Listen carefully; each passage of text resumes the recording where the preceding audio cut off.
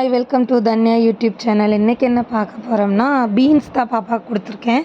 இந்த காராமணியெல்லாம் இருக்கும் பார்த்திங்களா, அந்த பீன்ஸு ரொம்ப சிம்பிளாக சாப்பாடு செஞ்சுருக்கேன். அந்த பீன்ஸு ரைஸு வாட்டர் தான் எடுத்திருக்கேன், கஞ்சி தண்ணி எடுக்கலை. நெய் பின்ன வந்துட்டு வெங்காயம், அவ்வளோதான். வெங்காயம் பூண்டு எடுத்திருக்கேன். நெய் கொஞ்சம் அதிகமாக தெரியும் பார்க்குறக்கு, ஆனால் கரெக்டாக தான் இருக்குது. எப்பயும் 1 ஸ்பூன் ஊற்றுவோம், இப்போ வந்து 1.5 ஸ்பூன் ஊற்றிருக்கேன். ஏன்னு பார்த்தீங்கன்னா காய் வந்து நிறைய எடுத்திருக்கேன். அந்த காய் வேகணும், வணங்கணும்ல, அதனால் 2 கருவேப்பிலை, வெங்காயம், சின்ன வெங்காயம் எடுத்துக்கோங்க. பாப்பாவுக்கு எப்பயும் சின்ன வெங்காயம் கொடுங்க. அந்த நெய்யிலேயே வெங்காயம் நல்லா வணங்கட்டும். நார்மலாகவே வெங்காயம் நெய்யில் வணக்கி சாப்பிட்டா ரொம்ப நல்லது.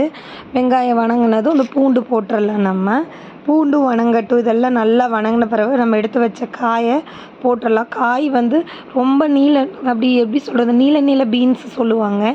அதை ரொம்ப பொடி பொடியாக வெட்டியிருக்கேன் பாப்பாக்காக.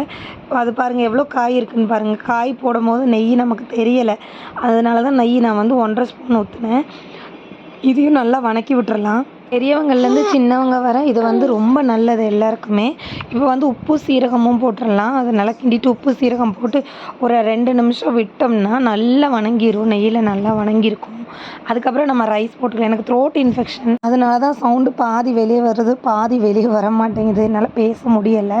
சரி, வீடியோ எடுக்கணும்னு சொல்லிட்டு பேசிகிட்டு இருக்கேன். எப்பயுமே மிளகு இல்லைன்னா மிளகா போடுவோம். இன்றைக்கி வந்து அது எதுவும் போடல. பெப்பர் தூள் போட்டுக்கலாம், ஏன்னா வந்து ஸ்மாஷ் பண்ணும் போது நல்லா இதாக மாட்டேங்குது. அதனால் வந்துட்டு மிளகு பவுடராக நான் எடுத்துட்டேன். இன்றைக்கி வந்து மிளகு பவுட்ரு தான் போடுவேன். கொஞ்சோண்டு மிளகு பவுட்ரு போட்டுக்கோங்க. உங்கள் குழந்தை எந்தளவுக்கு சாப்பிடும்னு நமக்கு தெரியும்ல, அதுக்கேற்ற மாதிரி நீங்கள் போட்டுக்கோங்க. பாப்பாவுக்கு இதுவரை ரொம்ப காரம் அவள் எடுத்துக்கவே இல்லை, அதனால் நான் மிளகு கொஞ்சமாக எடுத்துட்டேன், மிளகு பவுட்ரு. இதுவும் போட்டு நல்லா மிக்ஸ் பண்ணி விட்டிங்கன்னா அந்த மிளகு எல்லா இடத்துலையும் பட்டுரும் இல்லையா. அதுக்கப்புறம் நம்ம எடுத்து வச்ச சூடான ரைஸ் எடுத்து உள்ளே போட்டுக்கலாம். இன்றைக்கி வந்து கஞ்சி தண்ணி எடுக்காதனால நான் வாட்ரு தான் எடுத்திருக்கேன். தண்ணி நீங்கள் ஊற்றிக்கோங்க. இது நல்லா மூழ்கிற அளவுக்கு தண்ணி ஊற்றிட்டு 10 விசில் விட்டாலும் பிரச்சனை இல்லை. நான் வந்து ஒரு 8 விசில் விட்டேன். நீங்கள் வந்து உங்கள் குழந்தை எப்படி சாப்பிடுவாங்கன்னு அதுக்கேற்ற மாதிரி நீங்கள் விசில் விட்டுக்கோங்க. நான் எப்பயுமே வெங்காயம் வந்து ப்ரௌனிஷ் ஆகிற வரை வணக்கிட்டு தான் சாப்பாடு அடுத்தடுத்து பண்ணுவேன். நான் தண்ணி ஊற்றிட்டு, தண்ணி பத்தலைன்னா நீங்கள் ஊற்றிக்கோங்க. நல்லா கொதித்து வந்ததுக்கப்புறம் நான் மூடி வச்சுட்டு ஒரு 8 விசில் விட்டேன். 8 விசில் விட்டதுக்கப்புறம் எனக்கு இந்த மாதிரி கிடச்சிச்சு.